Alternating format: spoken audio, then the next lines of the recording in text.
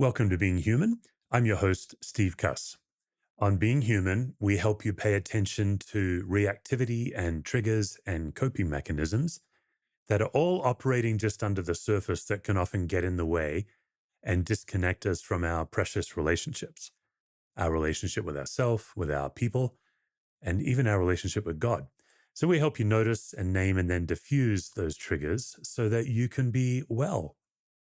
You know, especially nowadays, we have so much coming at us and so much going on in us that we can forget the Lord. And so every episode, we just pause and we light a candle.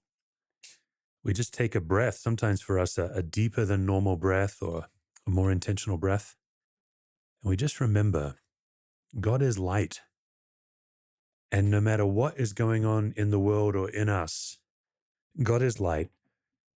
And in him, there is no darkness at all. And we can relax into the Lord's presence. Today is a really fun episode because I interview a guy named Steve Cuss. I don't know what your name is, and I don't know if anyone else shares your name, but obviously I have a very unusual name. There are not many Cusses in the world, but it turns out there are four Steve Cusses, and I've known about a couple of them for several years. One of them is involved in a soccer club in England. One of them has a doctorate from Oxford and Cambridge. He's a genius. We don't need to talk anymore about him. But there's a Steve Cuss in England who has a background in software engineering and gaming and making games. He worked for years for EA Sports. And he's a fascinating guy because he experienced a similar journey to me, where he first got involved in leadership, found himself over his head, found himself burning out in the very vocation that he loved, and then dug deep and found some tools. And now he spends most of his time teaching people how to be well, teaching people leadership techniques that he has learned. Steve reached out to me a few months ago and introduced himself to me. We'd never met before. We'd never talked before. In fact, the interview you're about to watch is the first time we had ever met and chatted. And I just thoroughly enjoyed him. I thoroughly enjoyed his heart, his posture. I marveled at our similar background. We're still trying to figure out if we're actually related. But here I think you'll enjoy it too, my conversation with Steve Cuss. Well, I'm going to say some words I've never said in my life. Steve Cuss, great to meet you. Hi there, Steve Cuss. It's a pleasure to be on your podcast. Yeah.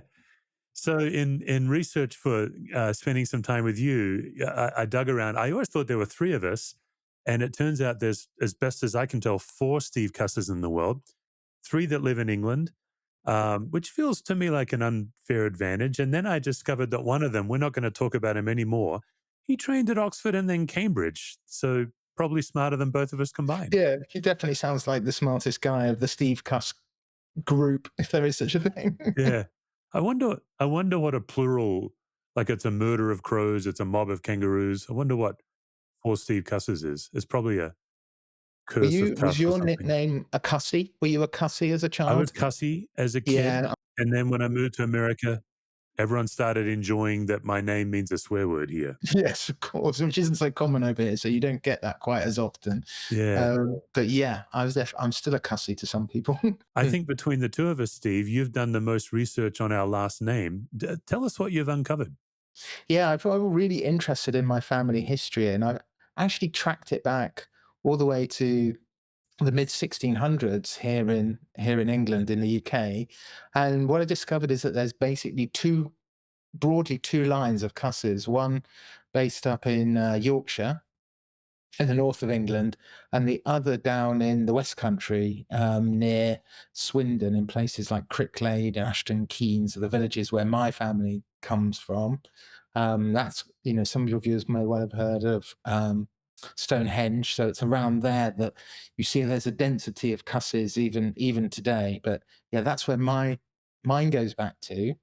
Um, Interestingly, perhaps because I think you're from Perth originally, is that right? Perth, yeah. Yeah. So my great grandfather lived and died in Perth, but I don't get my cuss name from him. I actually get my cuss name from my great grandmother. I was kind of thinking, oh, maybe we're going to find out we're distant relations in the, or maybe we are still. But yeah, that do you know where your cuss line comes from? Yeah, so it's interesting. I'm more in touch with my mother's line, deep history, because she came from convict stock. It was a prostitute who married a mule thief. Very typical for Aussies. For the global audience that is not aware, most Aussies like to trace our lineage back to a convict. Um, but for years, I thought my ancestor was a horse thief. And then when I discovered he stole a mule, I lost all respect for him at that point. I thought, like, that's, Yeah. But I did read that they were quite not so diligent when they were writing those things down, and they would often exaggerate to justify the deportation as well. yeah, yeah, that's Yeah, right. maybe we Yeah. can't trust that so much. Yeah. But on my dad's side, the cuss line got started with my great grandfather. So Mhm. my eyes lit up when you mentioned a great grandfather, and he moved, but I don't know which stream. I'm going to go back and chase that. But he moved to a remote part of Western Australia and farmed 8,000 acres. Wow. And I've been on that property a number of times over the years. It got my great uncles inherited it, whose names, oddly enough, are Bill and Ted. And Right. yeah, The they birch. farm 4,000 acres each. Now it's down to about 2,000 acres, and it's not in the Cuss family anymore. But my dad, every time that property gets sold, he writes to the owner and invites himself to go stay on it, which is quite something because it was where he spent so much of his childhood. So all I know is he's Pop Cuss. It's a bit embarrassing. I actually don't know my great grandfather's first name. Oh, wow. I would love to go and visit there. That would be awesome. Yeah. Yeah. Okay. So tell us a bit about your leadership work. I'm fascinated that we both have fallen into similar work. Yeah. So I've worked in the video game industry for the last 30 years, as you can probably tell from the various plaques I have behind me here. And I kind of, I suppose I fell into leadership. I'm always the kind of person who would take responsibility. Even at school, I was the one who would end up as the captain of the sports teams and things like that because I was a natural responsibility taker. So I went into leadership positions when I first started in my first teams, developing video games. That led to me becoming a director of a video game studio for about 7 years before I joined the big American publisher Electronic Arts. And I worked there for 20 years. 18 of those were in a studio called Criterion Games, where we made games like Burnout and Need for Speed. And outside of that, we worked on Battlefield quite a lot. Earlier on in my career, I'd worked on FIFA and other big games like those. And I think I grew up really with the industry. The industry was I'm about the same age in terms of experience as the industry is, if you know what I mean. So it meant that we were very much making it up as we went along in those early days, including how we led teams. There was no mentor or guide to, put their hand on my shoulder and say, Steve, you're making some really obvious mistakes here. There's an easier way, or you could learn something from that. And there was a real pivot in my career around 2012 where I realized I'd been pushing myself so hard for so long that I had a total burnout, which was interesting because I'd made about 3 or 4 burnout games by that time. Mm. And so, we're talking about nominative determinism a bit with our names.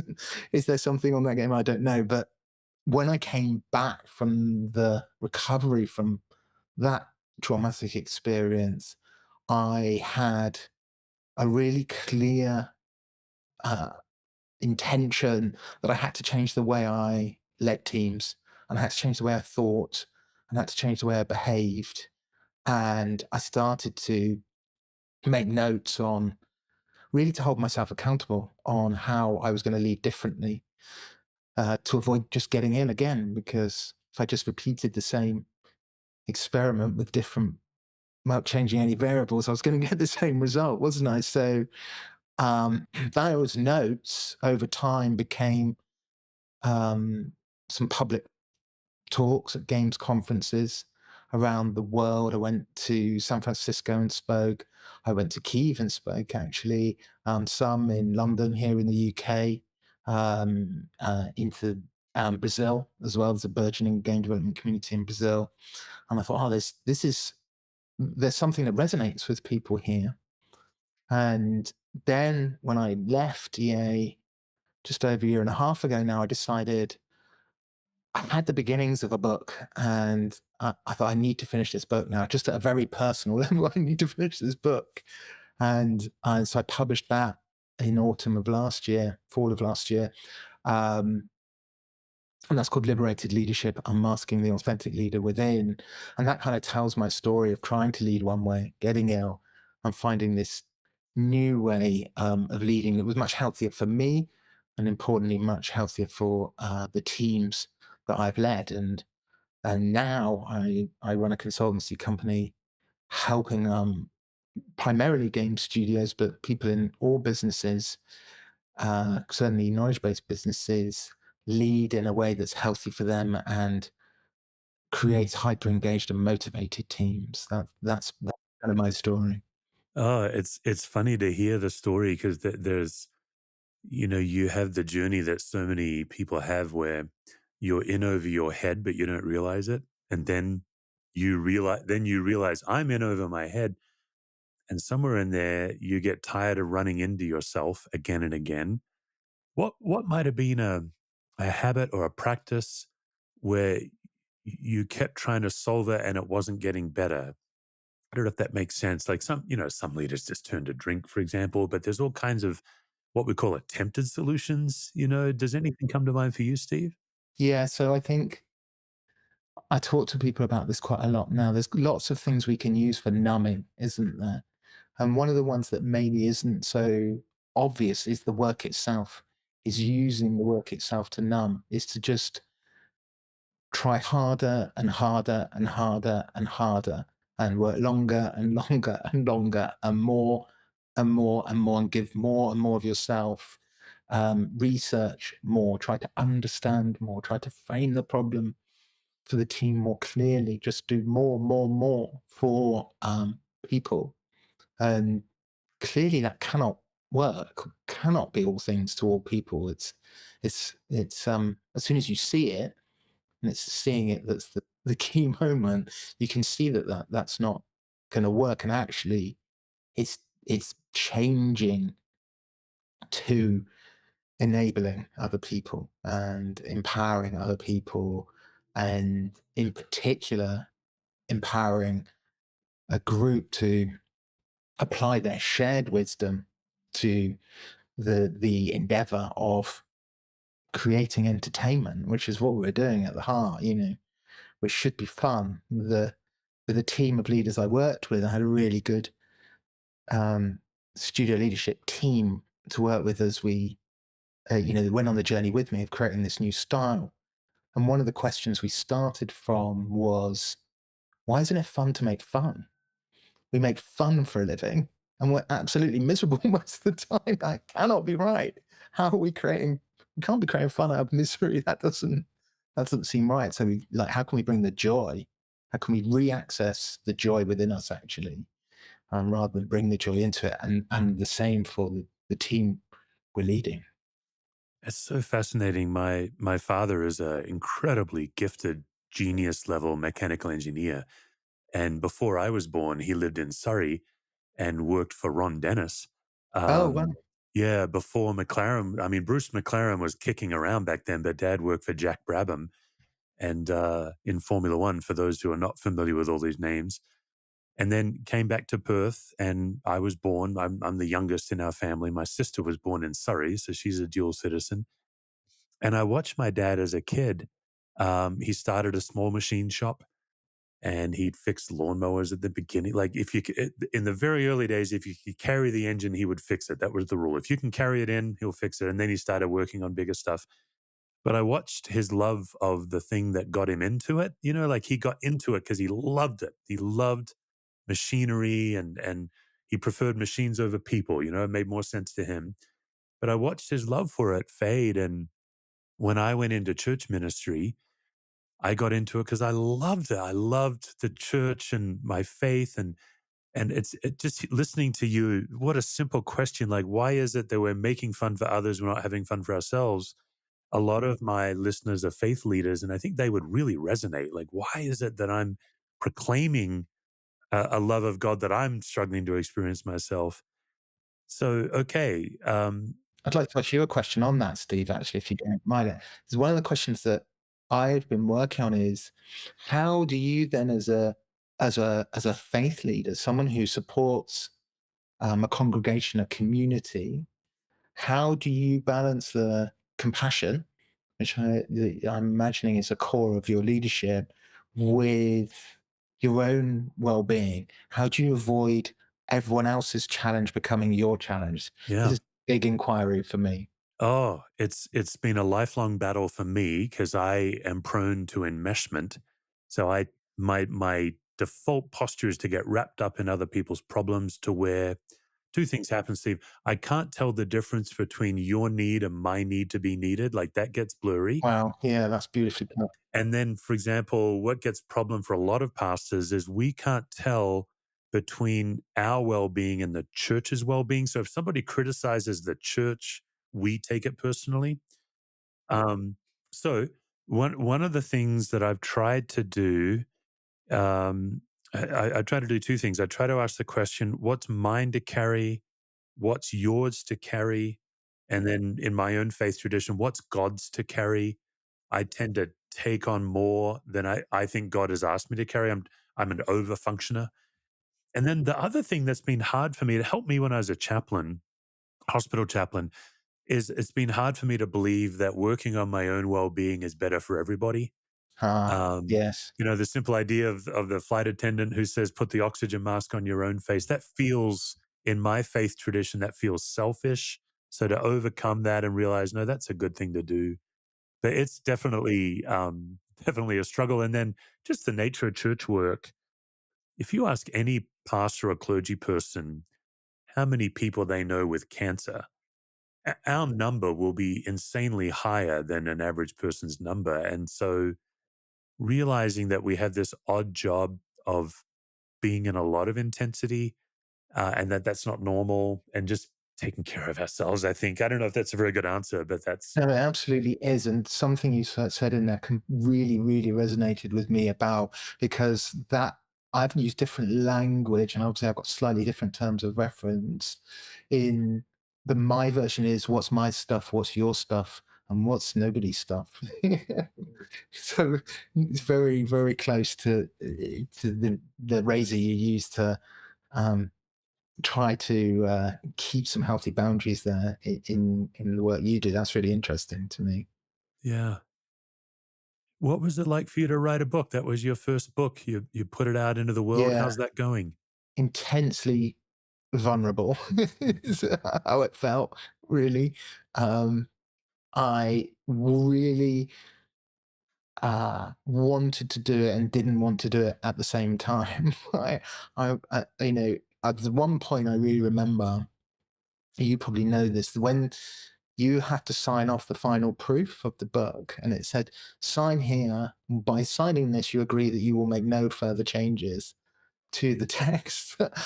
And I signed it. And of course, the human mind being what it is, as soon as I pressed send, could only think of things I wanted to change or add to the book.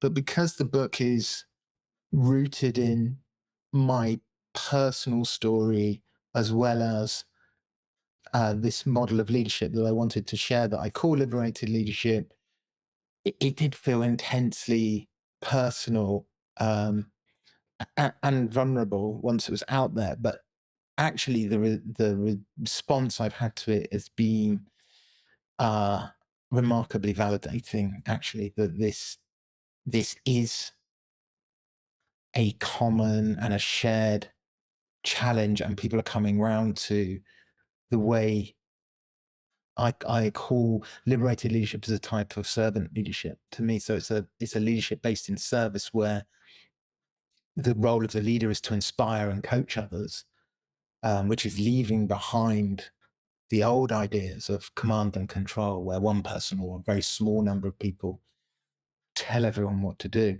And it's gratifying to me and exciting for me, actually, um, to see that those ideas resonate so widely. And then when I was preparing for this, I thought they're not really new ideas at all, because surely that's the whole grounding of your work, is it not? That it's one of service, I would think, at least. Yeah, that's right. Yeah. And in our faith tradition, Jesus of Nazareth is the model really of that servant leadership. And one of my favorite modern leaders, I think he's retired now, is Steve Sample. He used to be the president of University of Southern California, and he was a blue collar dishwasher. He invented a little clip that keeps the dishwasher the door closed. And then I think he gets like 3 cents for every dishwasher that's sold in the world, that kind of idea. And somehow he ended up as the president of a university, and he had to learn how to lead white collar academics as a blue collar minded guy. And a lot of what you just said, I read in his work. He has a book called The Contrarian's Guide to Leadership. And one of his principles is when you're the leader, you hire the best people you can, or you inherit a team, and then you go work for them. When you do a one-on-one, you say, "What do you need from me so you can do your job? How can I resource you?" And I think he came out with that book in 2002, something like that. And at the time, it was a pretty countercultural idea. So do you think saying service, sometimes I feel it's a misunderstood idea, service, and that it's something really passive, and it's laying yourself down for the benefit of others. And I don't see it that way. I see it as a very active role, service, and a servant leader is an active role. And as I say to people, the best definition I've ever heard of servant leadership is the intention is to find out what people need and get it for them.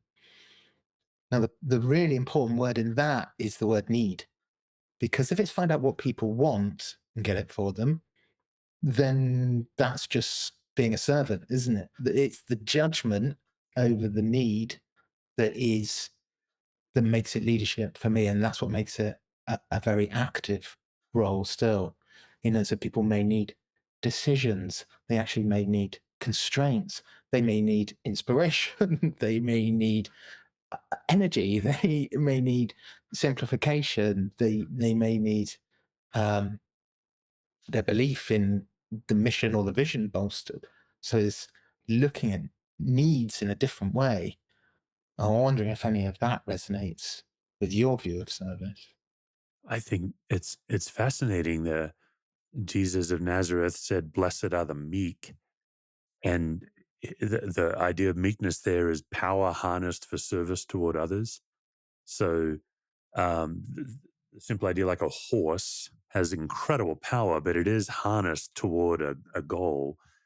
But when you talk about wants versus needs, I'd be curious, what happens when you're leading a team and you have a different idea of need than they have? How do you then, what's your next move when you say, "What do you need?" And they tell you, and you're thinking to yourself, "I don't think that's what you need." What's your next move after that?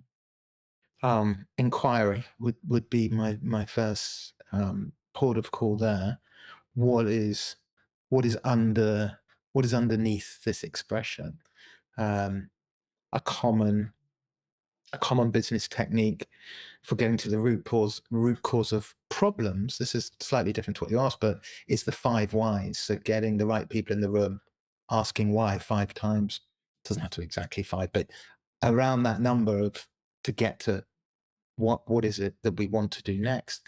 And it's I have a similar idea if I have that kind of disconnect that you describe with the team.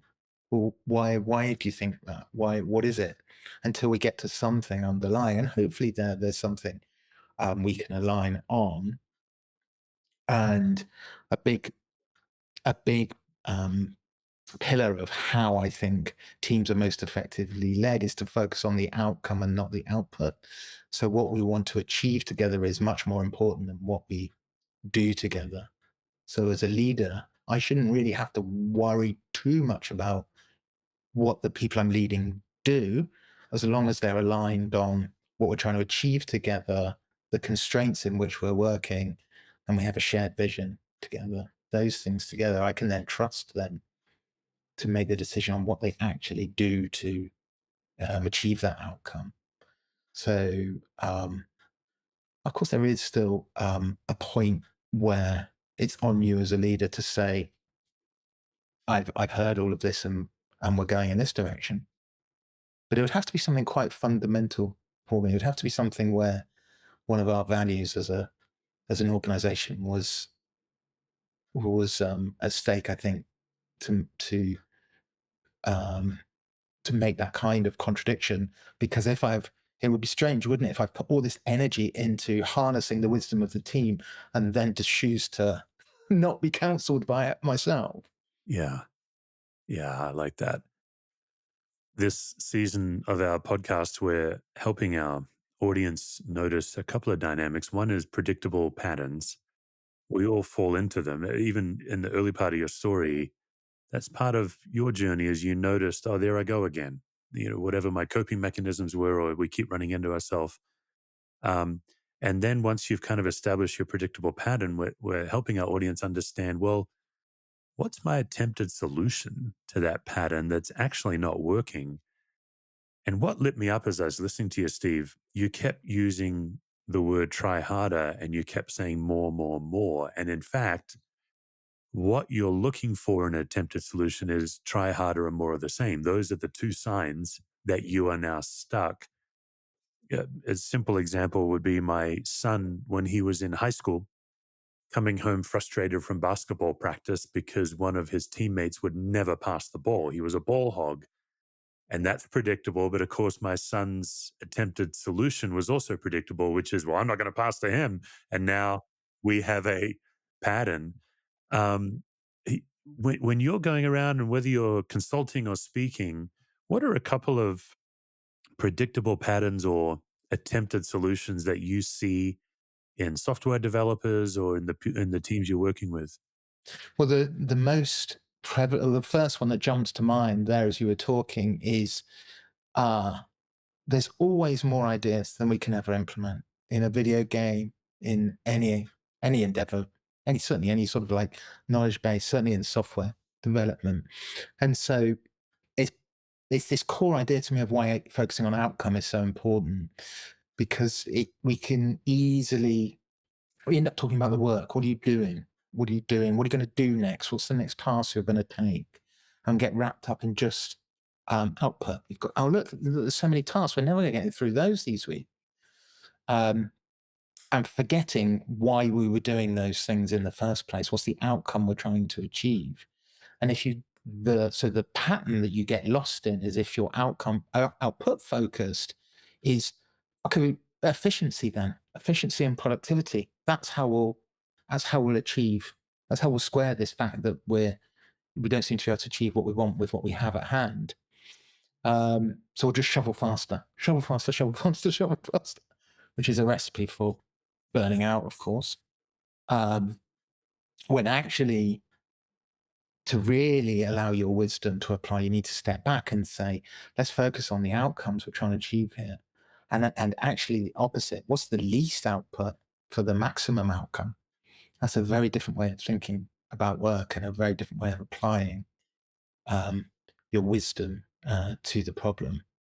So yeah, I think that would be my primary uh, one that leaps to mind all around this theme of sufficiency.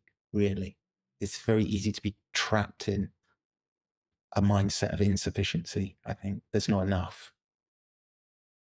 Hmm. Um, I'd be interested in moving our conversation into our own relationship with faith and church community, but I also didn't want to keep driving if there's something you want to ask or before we move into that part. Um, I don't know if this is. Let's go there anyway. So I read when I was researching you as well that you've done a lot of work with trauma, and for me that experience I had in 2012 was really traumatic. But ultimately, it's the question I pose at the end of the book, actually. Do I regret it? Would I wish to have not had that experience or not? And well, I'll let readers find out the answer, but you can probably guess that it's a mixed response. So I wondered, how did you see, or how do you see the impact of past trauma showing up in people's lives in general, maybe especially their work lives? And how have you found as a leader to be sensitive and supportive to people in that situation? I love this question. I do think um, so.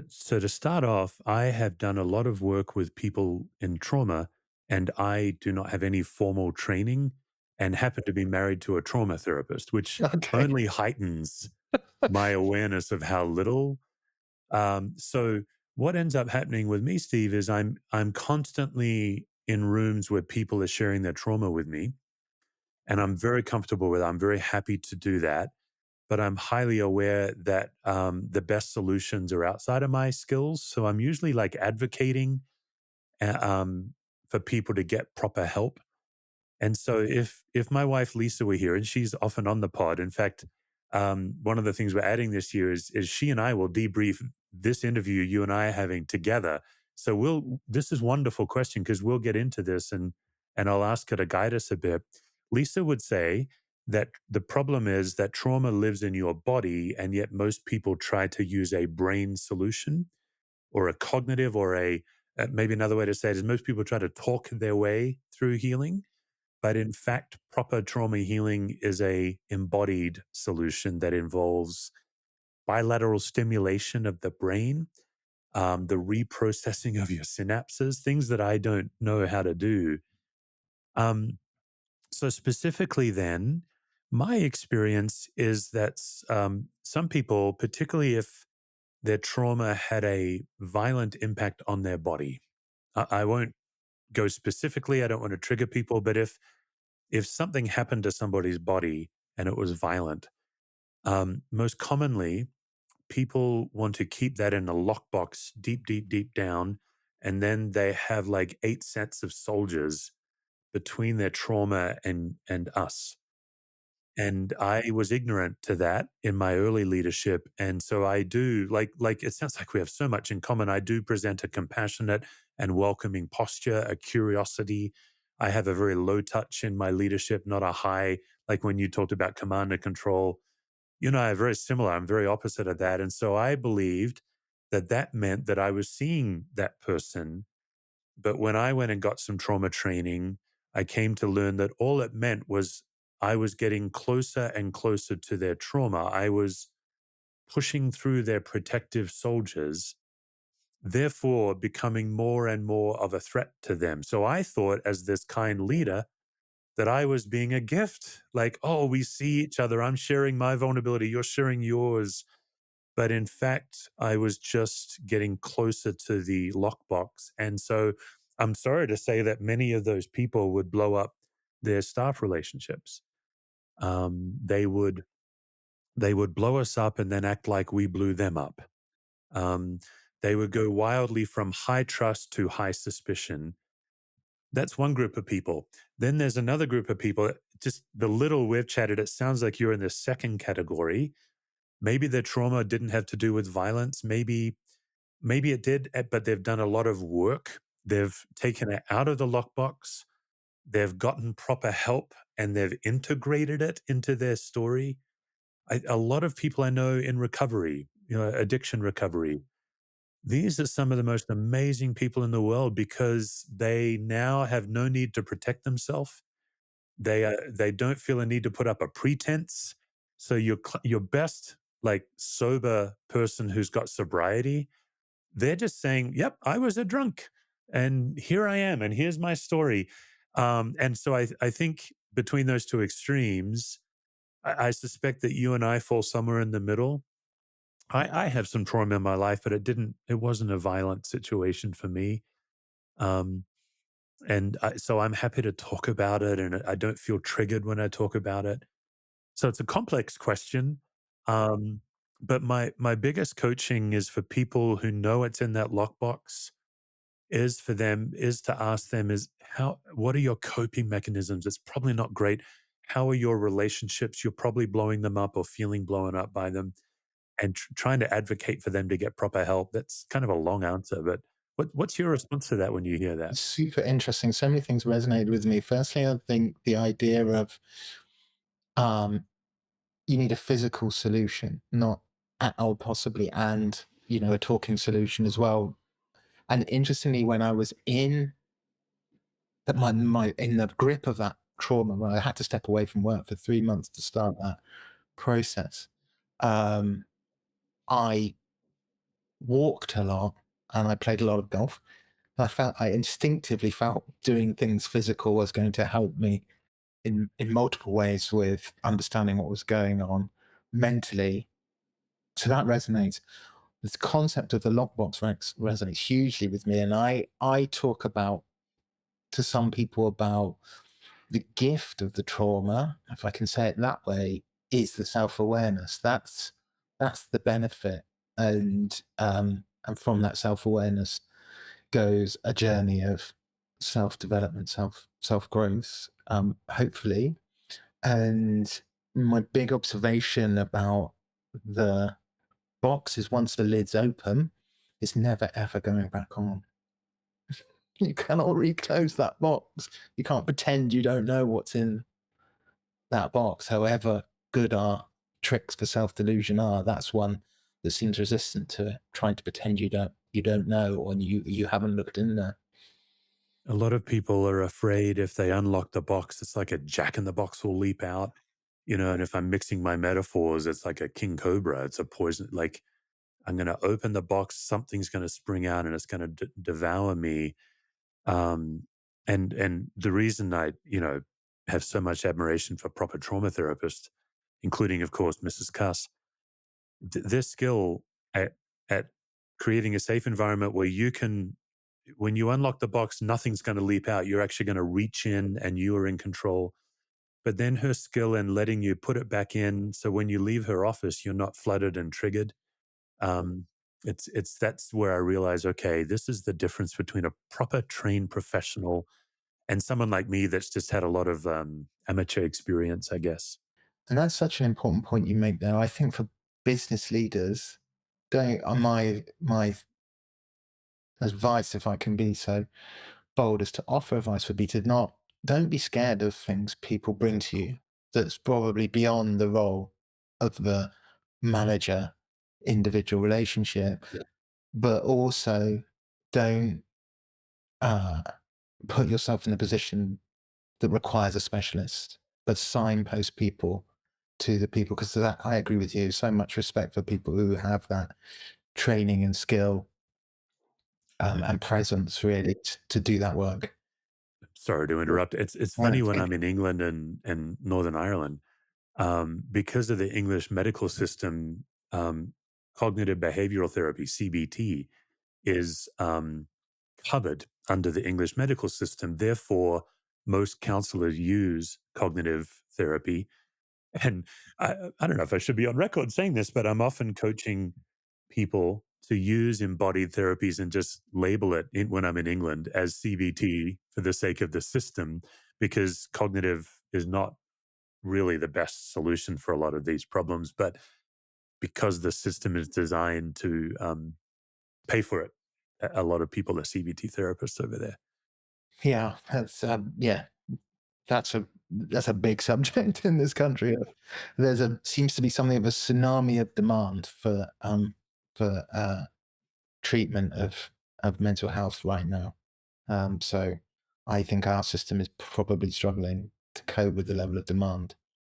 Yeah, it is breaking at the seams a bit. And I think the other hopeful word I'd like to give is if you do the difficult work of integrating your trauma, even as an amateur, your capacity to help somebody else goes through the roof. I think I love what you said about self awareness. And I think the other gift is, Steve, like with your journey, you are now uniquely designed to help somebody who's maybe 10 years earlier than you or have hit their first wall. in a way that somebody else cannot help them. And I think that's the other gift of, and again, in my faith tradition, one of our phrases is redemption, is that we believe that there's nothing a human can do that can't be redeemed by God. And I think sometimes we make the mistake of believing in our faith tradition that God wipes it away. I find it much more interesting to say, no, I wonder if God comes into our pain and kind of uses it to help others. That's part of redemption as well. And that's definitely what you're doing. Like liberated leadership, you are taking your pain and turning it into something that people can use for health. It's quite beautiful, really. Thank you. Yeah. Well, let's talk faith briefly, and then we'll probably wrap up with my infamous gauntlet, which is always optional. But I was not raised in any kind of faith tradition at all. We were as secular and agnostic a family as you'll find. And I've got an older sister, and she started going to a local church youth group. And then when I was a teenager, she invited me. And for my own journey, it was really good news to discover that there is a God with a personality, and that personality is defined by love. And of course, I've doubted that over the years. I can't prove it. It is a faith journey. But you actually were raised more surrounded by faith. Tell us a bit about that, and then how you would understand what I'd be curious to know, Steve, some of your exposure to it, but then also you have a high respect for the faith community, but I'd also be curious, is there something that keeps you from it or something you're like, I don't know about this? I think that would be interesting to explore as well. That's a really powerful question. Yeah, so you're right. I grew up going to Sunday school, actually in a Baptist chapel. As a kid, I went to a primary school. Yes, that's up to the age of 11 in the UK. That would be grounded in the C of E faith. I then went to a Catholic secondary school for 6, 7 years, and I was married in a C of E church as well. And then I think as I've been through my more recent journey, I read an awful lot about some of the Eastern traditions and the Zen practices. In fact, one of the talks I gave at in Game Developers Conference in San Francisco actually was entitled "Zen and the Art of Leadership." I was very much thinking about that, and I would say probably right now I don't personally identify with a single religion. I would say that my lived experience is that there's a shared consciousness beyond what we typically uh, access, and people give it all kinds of names like ESP, and they're experiencing something, some level of connection, which it takes a deliberate effort um, to access, I think, in some way. Um, and generally, my belief is that we all need to focus now more than ever on things that unite us more than things that divide us. Probably certainly in my lifetime, the most polarized time I can remember as an adult, or even before living in. In terms of what keeps it, what keeps me away from it, I don't know if I have a good answer to that question. Yeah, I don't know. I think it's a continued exploration for me, would be the most honest answer to that. It's not surprising to hear you say that you studied Eastern and Zen approach because you present quite a Zen posture. It's got to be one of your distinctives, I bet, when you're speaking and consulting, that people probably naturally relax around you. Yeah, well, one of the feedback comments I received, because on when you speak at GDC, you get people can on their phones give you comments on what it, and one of them was enjoyed the talk, but the speaker was so calm that I almost fell asleep during it. So your intuition is correct. Well, I mean, Steve, I could ask you questions all day, but we have to bring this episode to a close. Let's endure. I think I'm just going to throw to you two of my gauntlet questions. We usually do between two and four. Okay. The first one would be, as you reflect on your family of origin, and really I'm talking about your household, not the cusses and generations, what might be one asset and one liability you inherited from your family of origin? I think the asset would be honesty. And I have an older brother. And actually, funnily enough, we were talking about this earlier. And we talked about how honesty was such a cornerstone of that. And it was demonstrated by word and deed that as long as you told the truth, nothing really significantly adverse um, was going to uh, transpire for you. So a real commitment to honesty, which later on has become a value for being honest with myself about what was happening as well. As mentioned earlier, we can be good at self-deception.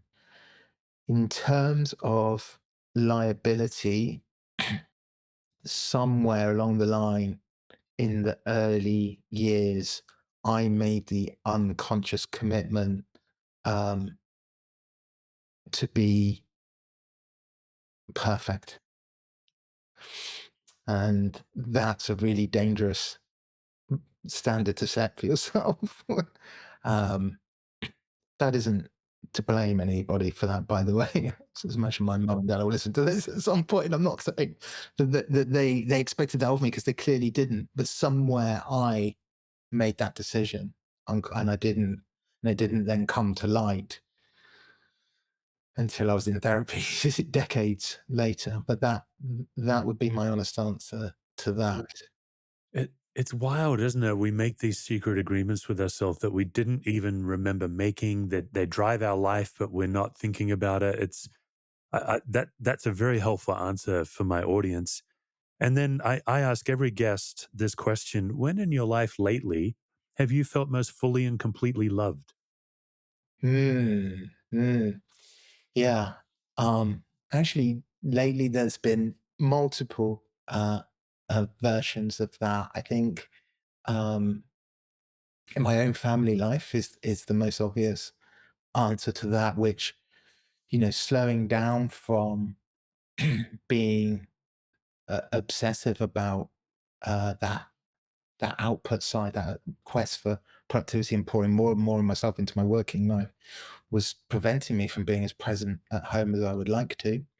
So that was a really important correction.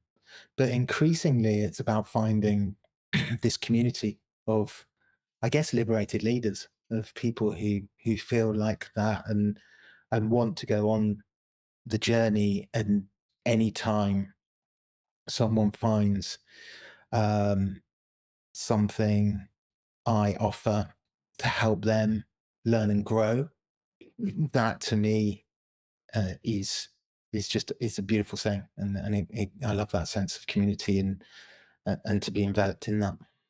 Mm. My guest is one of the four Steve Cusses in the world. Steve was very kind to reach out to me and suggest that we get on a pod together and chat. He was the first one to recognize that we had quite a bit of overlap, not just in our name, but our own journey into leadership work. He's the founder of the GamePlan Consultancy. It's a global consultancy organization based in the UK. He's the author of Liberated Leadership, Unmasking the Authentic Leader Within. We're going to have links to both of those in the show notes. Steve, I hope this isn't the last time we chat. This was absolutely delightful. Thanks for coming on Being Human. Thank you. I've enjoyed it so much. I have exactly the same sentiment. I hope we do it again.